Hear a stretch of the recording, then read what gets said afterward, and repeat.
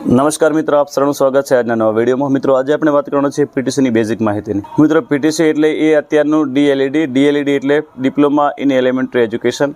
આ એ જ છે જે પ્રાથમિક શિક્ષણનો ડિપ્લોમા કોર્સ છે, જેને જૂના સમયમાં પીટીસી કહેતા હતા, અત્યારે એને ડીએલઈડી કહે છે।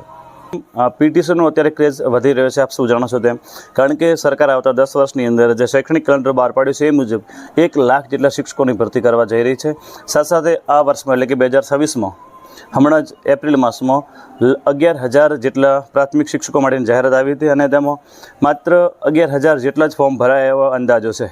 તો મિત્રો, આના આધારે કહી શકાય કે આવનારા 10 વર્ષની અંદર પીટીસી માટે એક સારો સ્કોપ છે।